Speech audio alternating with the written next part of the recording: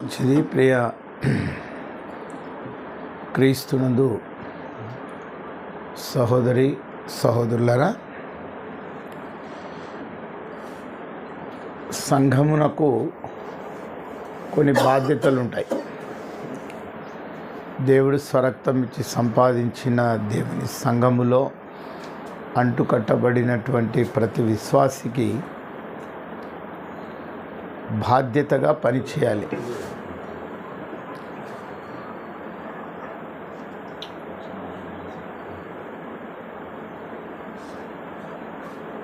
శ్రీనివాస నగర్ నందు స్థాపించబడినటువంటి ఈ సంఘము అని మనము అనుకుంటున్నాం. సంఘం ఎప్పుడవుతుందంటే, ఇది అంటుకట్టబడిన మనము సంఘములో నానా విధములైనటువంటి జ్ఞానం, పరలోకంలో ప్రధానులకందని జ్ఞానము కూడా సంఘం ద్వారా ఇవ్వాలని దేవుడు కోరుకున్నాడని ఎఫ్ఎస్సి పత్రిక 3వ అధ్యాయము 8-11 మనం చూస్తాం. పరలోకంలో ప్రధానులకందని జ్ఞానం సంఘం ద్వారా ఇవ్వాలని దేవుడు కోరుకున్నాడు. అటువంటి స్వరక్తం ఇచ్చి సంపాదించిన దేవుని సంఘములో మనం అంటు కట్టబడ్డాం. మరి బాధ్యతగా మనకు ఒక మహా ఆజ్ఞ ఉంది.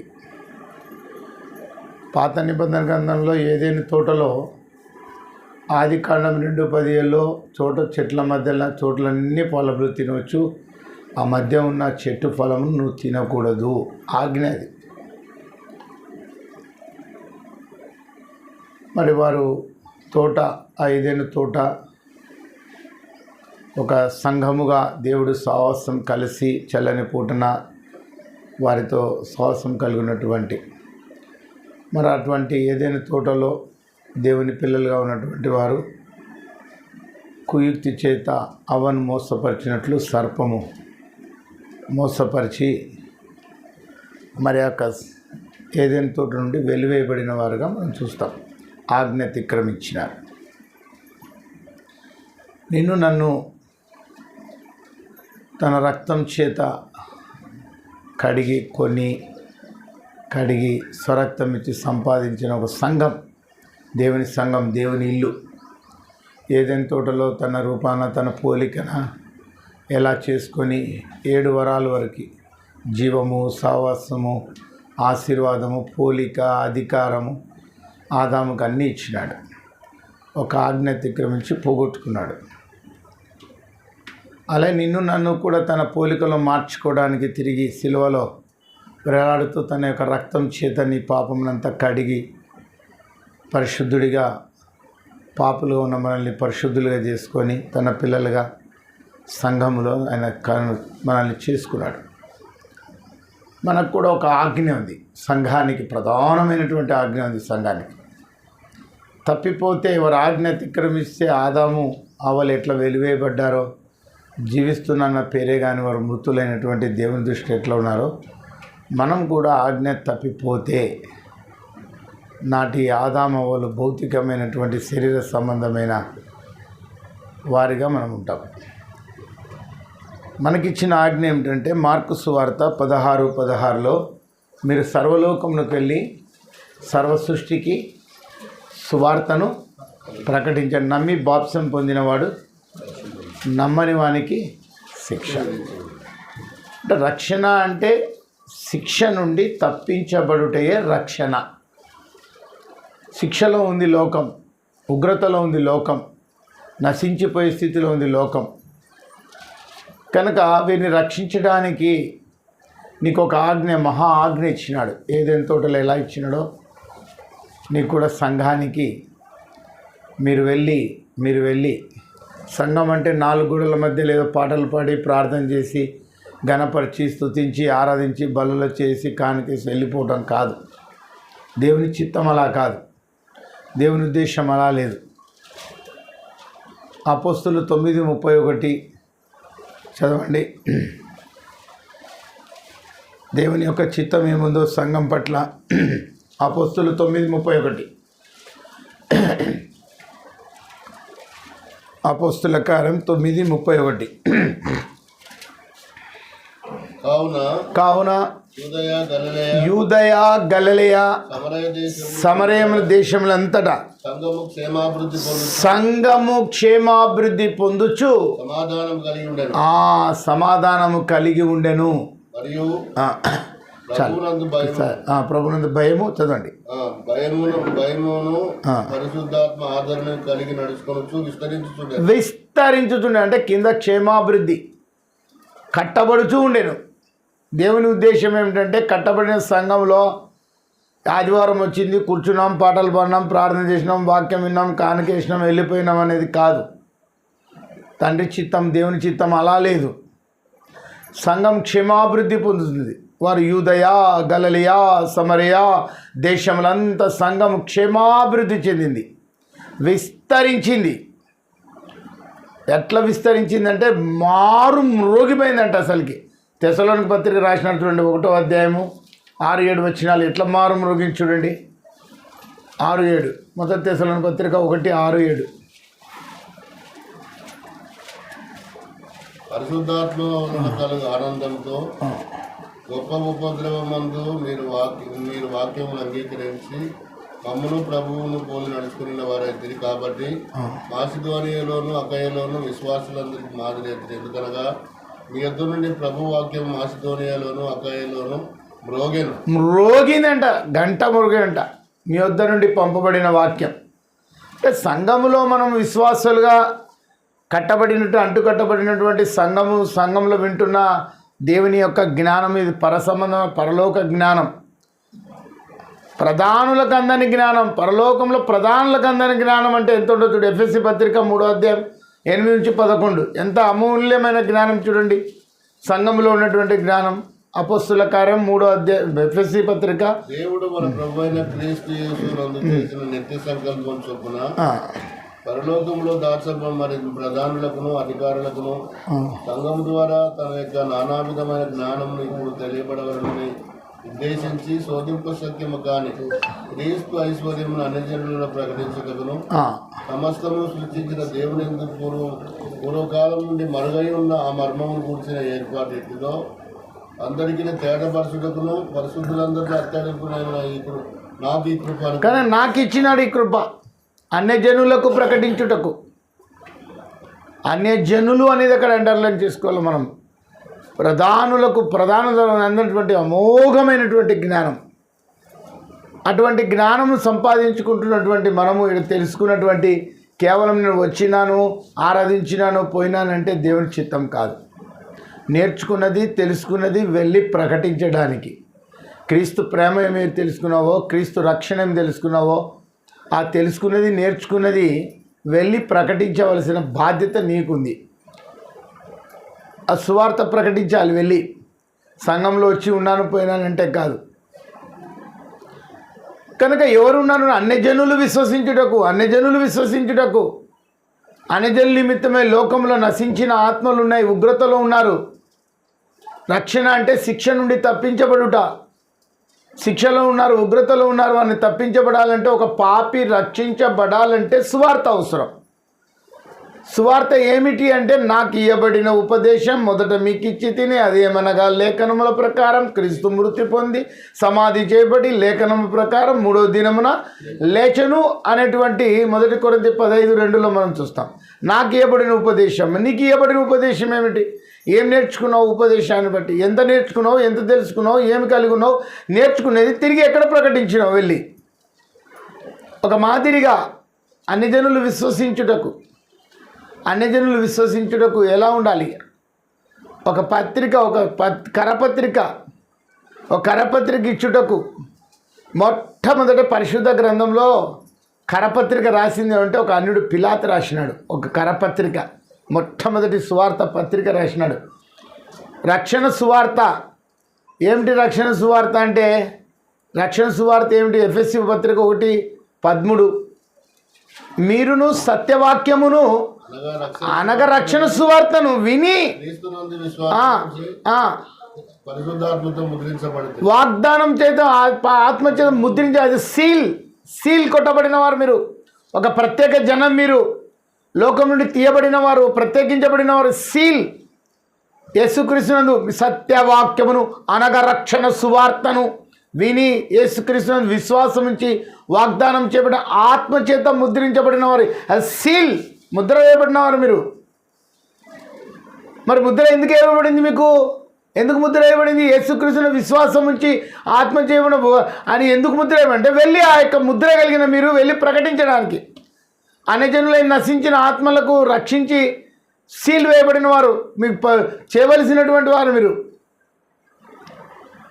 కనుక ఒక సీల్ ఇచ్చినాడు దేవుడు, మీరు విని విశ్వాసం ఇచ్చినటువంటి వారు. అందుకే మొట్టమొదట కరపత్రిక ఎవరు రాసింటే ఒక అన్యుడు పిలాతు రాసినాడు ఈ సత్యవాక్యం గురించి. సత్య సువార్త ఉంది, యోహాను సువార్త 19:17 నుంచి చదవండి. ఒక అన్యుడు మొట్టమొదటి సువార్త పత్రిక రాసినాడు చూడండి. యోహాను సువార్త 19:17 నుండి చదవండి. వారు యేసుని తీసుకొని పోయి ఆయన తన శిలువ మోసుకొని కపాల స్థలమును చోటుకు వెళ్ళాను. ఎబ్రీ భాషలో దానికి గొల్గొతా అని పేరు. అక్కడ ఈ వైపున ఒకరిని ఆ వైపున ఒకరిని మధ్యన యేసును ఉంచి ఆయనతో కూడా ఇద్దరిని సిలువ వేసిరి. మరియు పిలాతు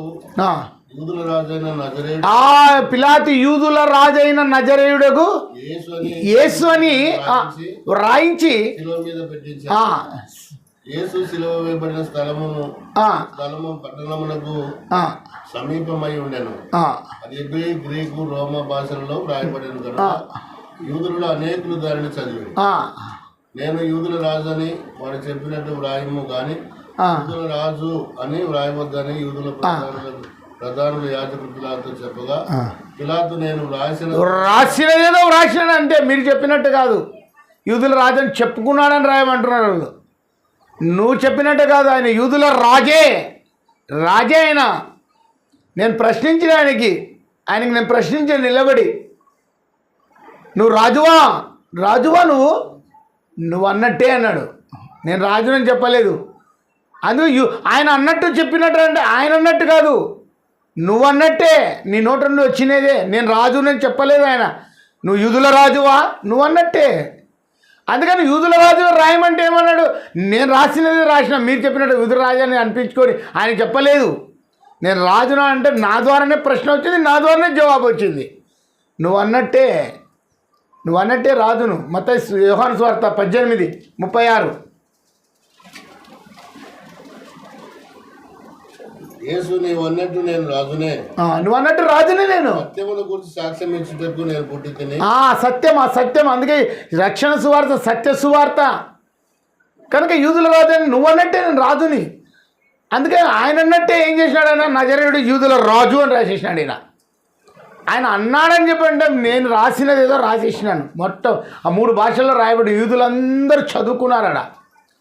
ఆయన యూదుల రాజు ఆయన చదివినారు అందరూ. మరి నీ నానుదిన ఆత్మీయ జీవితంలో అన్ని జనులు యూదులు అడేలా నమ్మనటువంటి యూదులు ఎట్ట చదివినారు? ఇప్పుడు లోకం నిన్ను చదవాలా, నన్ను చదవాలా? ఏమని చదవాలా? మీరు సత్యవాక్యమును అనగా రక్షణ సువార్తను విని క్రీస్తునందు విశ్వాసం నుంచి వాగ్దానం చేయబడి ముద్రించబడినారు. మీరు సీల్ వేయబడినటువంటి వారు. అంటే నేను కూడా ఏం చేయాలా? లోకం చదవాలా. ఏం చదవాలా? నేను లోకం చదవాలా, అన్యుడు చదవాలా, యూదులు ఎట్లా చదువుకున్నారో నిన్ను చదవాలా. ఏ విధంగా చదవాలా? ఇప్పుడు మనకు సువార్తలు ఎన్ని ఉన్నాయి? 4 ఉన్నాయి. మొట్టమొదటి సువార్త మత్తయి సువార్త. అది మత్తయి అనేటువంటి ఎబ్రిలోకి రాయబడింది. రాజుగా వర్ణించి రాసినాడు మత్తయి భక్తుడు. ఈయన యూదుల రాజుగా, బెత్లెహేములో ఉండే ఆయన ఎఫ్రాతా నుండి యూదుల రాజుగా పుట్టినవాడు ఎక్కడున్నాడు అన్నప్పుడు ఆయన బెత్లెహేములో నుండే రాజుగా వర్ణించి రాసినాడు ఆయన మత్తయి సువార్త. మార్కులో ఏం రాసినాడు? సేవకుడుగా వారినాడు.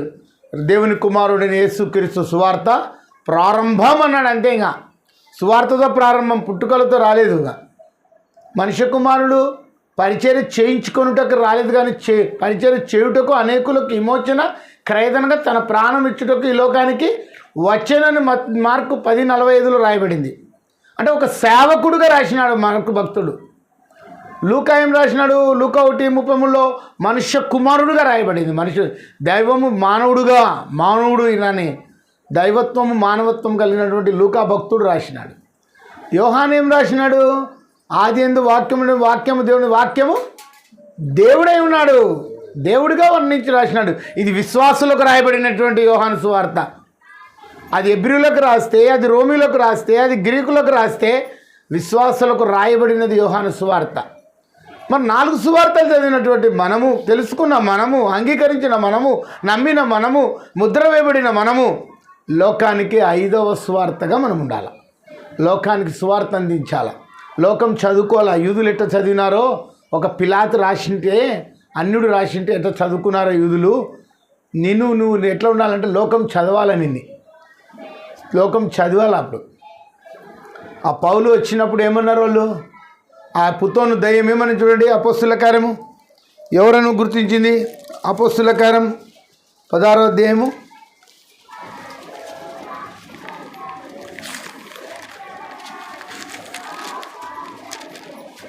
16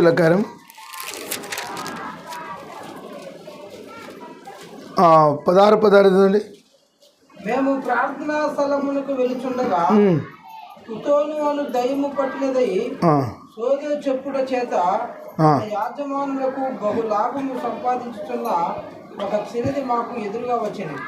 ఆమె పౌలును మమ్మల్ని వెంబడించి, ఈ మనుషులు సర్వోన్నతుడైన దేవుని దాసులు, ఈ మనుషులు సర్వోన్నతమైన దేవుని దాసులు, వీరు మీకు రక్షణ మార్గము ప్రచురించువారై ఉన్నారని కేకలు వేసి చెప్పాను. కనుక ఏం చెప్పింది? ఒక దురాత్మ పట్టినటువంటి వీరు రక్షణ మార్గమును నిన్ను చదవాలి. ఇప్పుడు లోకం చదవాలి. రక్షణ మార్గమును ప్రచురించేవారు, నిత్య జీవానికి తీసుకొని లేనటువంటి వారు చదవాలి. ఇప్పుడు లోకం నిన్ను 5వ సువార్తగా నువ్వు ఉండాలని నిలబడాలి. ఎప్పుడు? నమ్మిన యేసును ముద్ర వేయబడి నీవు అంగీకరించి నువ్వు లోకానికి ఎట్ట కనపడాలంటే వీళ్ళు రక్షణ మార్గమును, ఎందుకంటే నువ్వు ఉండాలి ముందు ఆ మార్గంలో, నువ్వు ఉండాలి మొదట ఆ సత్యంలో, లోకానికి కనపడాలి. అలాగా ఆ రీతిగా ఉండాలి. నువ్వు ఒక సువార్తికుడు, ఒక సువార్తగా కనపడాలి లోకానికి. అలా ముద్ర వేయబడిన వాడవు, ముద్ర వేయబడిన దానవు, నువ్వు ప్రత్యేకించబడిన వాడు, ప్రత్యేకించబడిన దానవు. లోకం చేస్తుంటే లోకం అంటే పరిగెత్తడం కాదు. లోకం ఏం చేస్తుంది? పండగలు, పబ్బాలు, దినాలు, సచ్చినవి, బతికినవి రకరకాలు చేస్తుంటుంది. లోకము సంఘాన్ని చూసి లోకం నేర్చుకోవాలా, కానీ సంఘం ఏం చేస్తుంది? లోకాన్ని చూసి నేర్చుకుంటుంది. సంఘం లోకంలో ఏం జరుగుతుంది? సంఘంలో ఉండకూడదు. సంఘంలో ఏముందో అది లోకంలో ఉండాలా. సంఘంలో ఏం జ్ఞానం? పరలోకంలో ప్రధానులకు కూడా అందనటువంటి జ్ఞానం సంఘంలో ఉంది. ఈ దేవుని జ్ఞానం లోకాన్ని నేర్చుకోవాలి, కానీ లోకాన్ని మనం నేర్చుకోకూడదు. లోకం ఏది కూడా రాకూడదు లోపలికి. సంఘంలో ఏది కూడా రావడానికి అవకాశం లేదు. బండ మీద సర్పము జాడ, సర్పం కుయుక్తి కలిగినది. ఏదైనా తోటలో సర్పం కుయుక్తి కలిగినది. అవను మోసపరిచింది. అవ తిని ఆదాముకి ఇచ్చింది, వెలివేయబడ్డారు. అందుకే సర్పము కుయుక్తి చేత అవ్వను మోసపరిచినట్లు క్రీస్తు ఎడల సరళత నుండి ఎక్కడైనా దాటిపోతారని నాకు భయము. 2 కొరింథీ పత్రిక 11వ అధ్యాయం 3వ వచనం.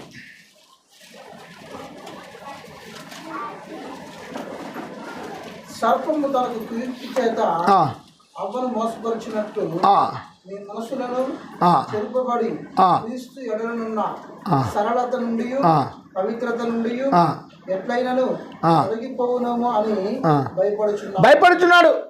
సరక్తమిచ్చి సంపాదించిన దేవుని సంఘము, దేవుని ఇంటిలో ఏదైనా తోటలో సర్పం ఎలా జొరబడిందో, లోకం ఎలా జరబడిందో, లోక సవాసం, లోక అలవాటు, లోక పద్ధతులు, లోక సిద్ధాంతాలు సంఘంలో రాకూడదు. వచ్చిందంటే సర్పం కుయిచేత అవ్వను మోసపరిచినట్లు సంఘము, స్వరక్తమిచ్చి సంపాదించిన దేవుని సంఘము, బండ మీద సర్పము జాడ.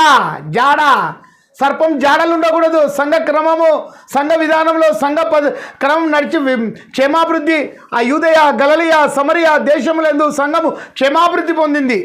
సర్పం జాడలుంటే అది సంఘము అభివృద్ధి చెందదు. కుంటుపడిన సంఘం అది, దేవుని సంఘముగా ఉండదు అది. కనుక సాతాను తంత్రములను మనం ఎరగని వారం కాదు అంటున్నాడు. కనుక సర్పం జాడ ఏడ ఉందో కూడా మొదట దాన్ని తుంచిపడేయాల. బోధ కావచ్చు, సంఘంలో క్రమం కావచ్చు, లేకుంటే కుటుంబాలే పాడైపోతాయి.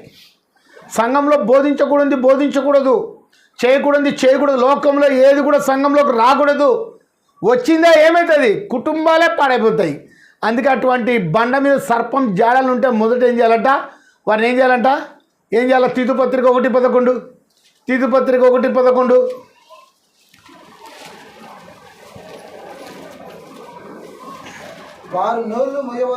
వారి నోళ్ళు ముయించండి. ఉపదేశింపకూడనివి దుర్లాభం కొరకు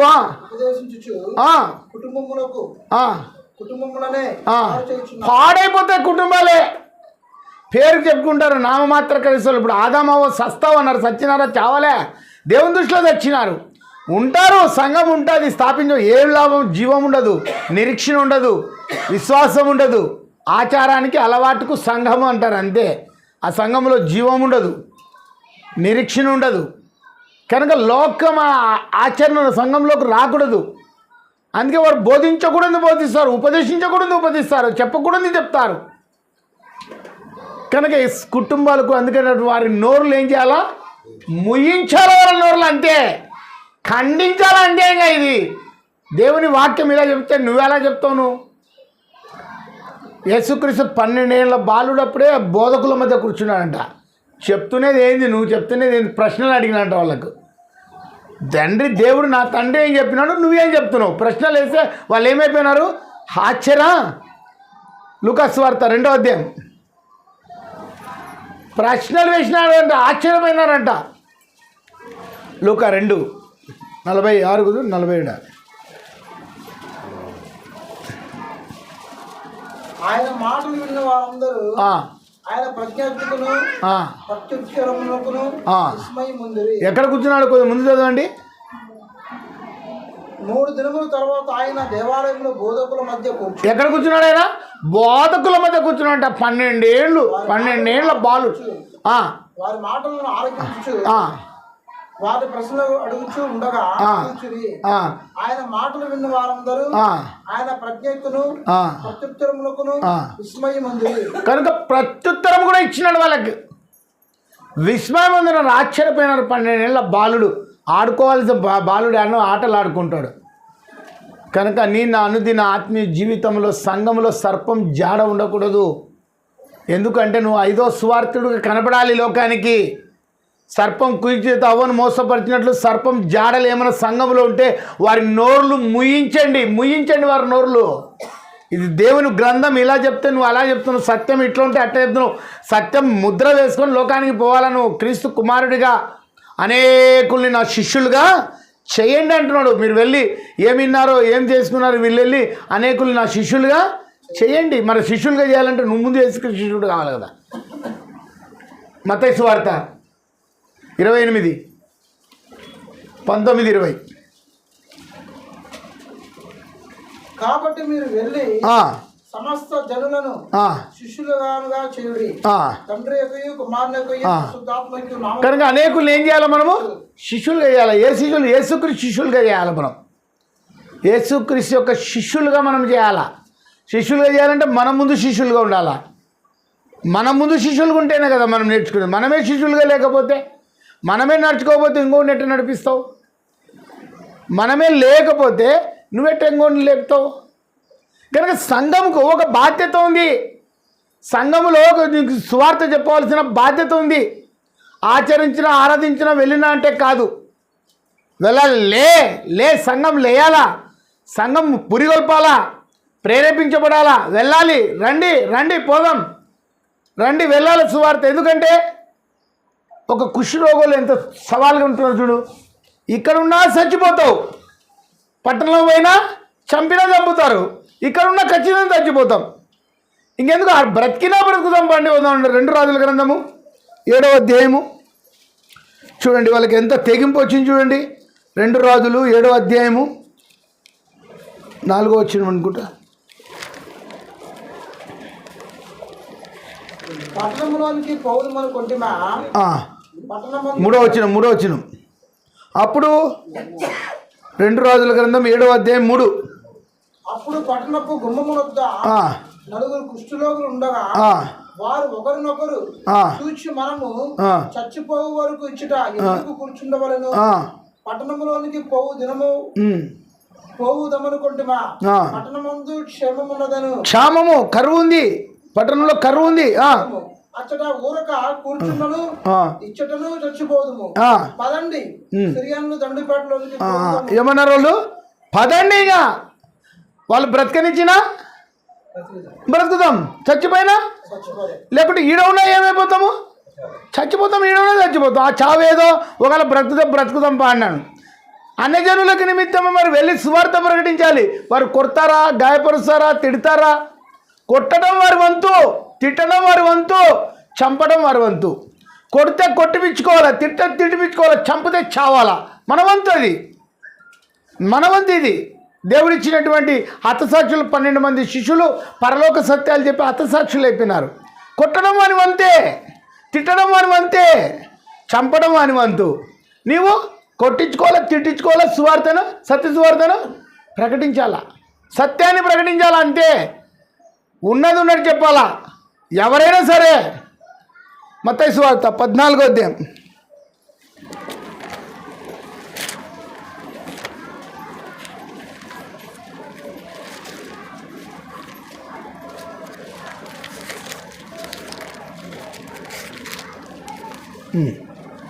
రెండు ఇతడు బాప్తిస్మిచ్చు యోహాను అతడు మృతుల నుండి లేచి ఉన్నాడు. 3-4 కలిసి చదవండి, టైం లేదు. ఏలైనగా నీవు నా సోదరుడైన నీ సోదరుడైన ఫిలిప్పు భార్యను ఆ, హేరోదియను ఉంచుకొనుట న్యాయము కాదని యోహాను చెప్పగా ఏ రోజు ఆమె నిమిత్తము యోహాను పట్టుకొని బంధించి అంతే అన్నుడు సత్యాన్ని ప్రకటించినాడు. అంతే, సత్య సువార్త ఇది. నీ సోదరుడైన ఫిలిప్ యొక్క భార్యను ఉంచుకున్నట న్యాయం కాదన్నాడు. అంతే, సత్యం. అంతే, చెరసాల్లో పడతాడా, సస్తాడా కాదు, శిరస్సు ఖండించేసినారు.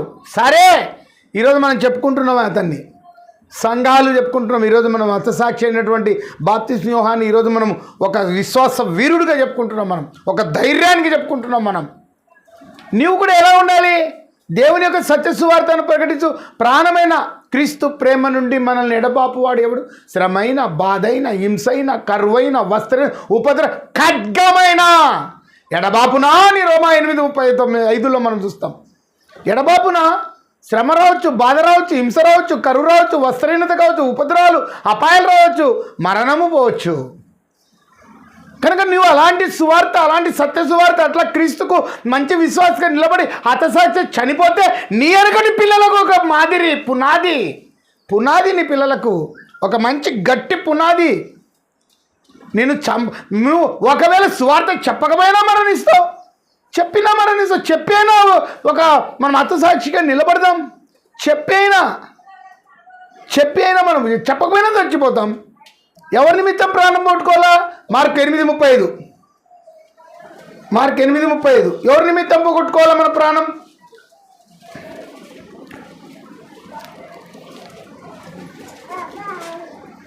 త్వరగా. తన ప్రాణమును రక్షించుకొని కొరువాడు దాన్ని పోగొట్టుకోలేను. నా నిమిత్తమును సువార్త నిమిత్తమును తన ప్రాణమును పోగొట్టుకునేవాడు దాన్ని రక్షించుకుంటాడు. ఇక్కడున్నా చచ్చిపోతాం అంటున్నారు వాళ్ళు. ఇక్కడున్నా చచ్చిపోతాం నాన్న. అక్కడ పోయిన చంపిన బ్రతకనిచ్చినా ఆడికి పోయినప్పుడు వాళ్ళు బంగారము మనుల కింద మీరు 21 వచ్చిన చదివితే ఎంత యోగ్య, ఎంత గనులు, ఎంత ధనులైపోయినారు. ఆ సువార్త చెప్తాం. ఇక సువార్త చెప్పకపోయినా చస్తావు, నువ్వేం బ్రతికే భూమి మీద ఉండవు. కనుక చంపడం వాని వంతు, చావడం మన వంతు. ఎందుకు? రేపు తర్వాత చనిపోయిన తర్వాత ఎవరు? పునాది, ఒక మంచి పునాది, ఒక మంచి సాక్ష్యం. ఈరోజు బాప్తిస్మ యోహాన్ని చెప్పుకుంటున్నామంటే అర్థమేమి? ఒక మంచి పునాది. షడ్రక్, మెషక్, అబేద్నెగోలు 3 విశ్వాసులు, 10 ధర్మశాస్త్రమున్న 2వ ఆజ్ఞ విగ్రహారాధన చేయకూడదు అంతే. ఇంకా కట్టుబడ్డారు, పట్టుకున్నారు అంతే. ఓ నెబుకద్నెజరు, నీకు చెప్పాల్సిన అవసరం మాకు లేదు, మా దేవుడు రక్షిస్తాడు. రక్షించకపోయినా సరే ఎంత ఈరోజు చెప్పుకుంటున్నాం మనం. షడ్రక్, మెషక్, ఒక విశ్వాసం పట్టుకున్నారంటే ధర్మశాస్త్రంలో 2వ ఆజ్ఞ విగ్రహారాధన చేయకూడదని. మరి నువ్వేం పట్టుకున్నావు? సువార్త ప్రకటించాలని లేండి. కుష్ఠరోగులు లేండి పదపోదంప అంటున్నారు. ఆ తెగింపు, ఆ ధైర్యం నీకుందా? ఏం చేస్తారు లోకం? ఏం చేస్తారు వాళ్ళు? చేస్తే ఏం చేస్తారు? మత్తయి సువార్త 10:28. దేహమును చంపనేరక ఆత్మను దేహమును నరకములో వేయబడి వారికి భయపడండి. దేహమును చంపవారికి ఆత్మను చంపనేరక దేహమును చంపు వారికి భయపడుతుడు కానీ ఆత్మను దేహమును కూడా నరకములో నశింపజేయగల వారికి మిక్కిలి భయపడండి. వారు కేవలం దేహాన్ని గాయపరుస్తారు అంతే, ఆత్మను ఏం చేయలేరు వాళ్ళు. దేహం ఏముంది? ఇది చావుంది. దీనికి చావునకు లోనైన శరీరం ఉంది రోమా 6:12. ఏముంది? ఇది నిష్ప్రయోజనం ఉంది. 6:63లో శరీరం కేవలం నిష్ప్రయోజనం ఉంది. మన్నైపోతుంది. ఇది దీన్ని మాత్రం గాయపరుస్తారు. కానీ దేహమును ఆత్మను రెండు నశింపచేసే శక్తి ఎవరికి ఉంది? అతనికి భయపడరు, దేవునికి భయపడండి మిక్కిలి. కనుక ఇక్కడున్న సస్తం వెళ్ళిపోయినా బ్రతికనిస్తారు. అందుకే నా నిమిత్తమును సువార్త నిమిత్తమును తన ప్రాణం పోగొట్టుకున్నవాడు తిరిగి దక్కించుకుంటాడు. కనుక లోకమంతా సంపాదించుకొని తన ప్రాణం పోగొట్టుకునే ఈ దేహము, ఈ మట్టి దేహము, ఈ వాసన కొట్టే దేహము, ఈ దేహం ఈరోజు ఉంటుంది. యేసు క్రీస్తు అని చెప్తున్నాం. కొంతకాలం మాట పడిపోతుంది, చూపు పడిపోతుంది, చేతులు పడిపోతాయి, శరీరం క్షీణించిపోతుంది. క్షీణించేది గతించేది మట్టిలో పోయే ఈ దేహానికి గాయపరుస్తారు వాళ్ళు. కానీ ఆత్మను శిక్షించే అధికారం వారికి లేదు. కనుక ప్రియ క్రీస్తునందు సహోదరి సహోదరులారా, మొట్టమొదటి పత్రిక ఎవరు రాసినారు? పిలాతు. ఒక్క వచనం రాసుకొని ముగించుకుందాం. మన పత్రిక ఎవరో 2 కొరింథీ పత్రిక 3వ అధ్యాయము 2వ వచనం చదవండి, ముగించుకుందాం. 2 కొరింథీ పత్రిక 3వ అధ్యాయం 2. హృదయముల మీద వ్రాయబడి ఉండి మనుషులందరూ తెలుసుకొనొచ్చు చదువుకొనొచ్చున్న మా పత్రికలు మీరే కాదా మా పత్రికలు, మా హృదయాల మీద రాయబడినటువంటి సువార్త, 5వ సువార్తలో ఉన్నటువంటి రక్షణ మార్గం ప్రచురించేవారైనటువంటి దేవుని దాసులు. కనుక మా హృదయాల్లో రాయబడినటువంటి పత్రిక మీరే కాదా పత్రిక. కనుక ప్రియ క్రీస్తునందు సహోదరి సహోదరులారా, కుష్ఠరోగుల్లో ఎలా తెగింపు వచ్చిందో రండి పోదాం. ఈడ ఉన్న సస్తం ఆడపోయినా బ్రతికనిస్తారు, చచ్చిపోదాం. కనుక దేవుని సువార్త మనకు ఒక మహా ఆజ్ఞ ఉంది. సర్వలోకానికి వెళ్ళి సృష్టికి సువార్తను నమ్మి బాప్తిసం పొందిన రక్షించా, నమ్మని వానికి శిక్షలో ఉంది లోకం. నశించిన ఆత్మల పట్ల సంఘంలో కట్టబడిన మనకు ఒక బాధ్యత ఉంది. ప్రతి విశ్వాసిగా సంఘానికి వస్తున్నాం, ఆరాధన 4 గోడల మధ్య కాదు, నేర్చుకునేది తెలుసుకునేది క్రీస్తు ప్రేమ లోకానికి చాటి చెప్పేదే దేవుని చిత్తమై ఉంది. కనుక ఆ రీతిగా దేవుని చిత్తాన్ని నెరవేర్చుటకు ఆత్మ ముందు వెళ్ళాలని ప్రభువైన యేసుక్రీస్తు నామమున తెలియపరుస్తూ ముగిస్తున్నాను.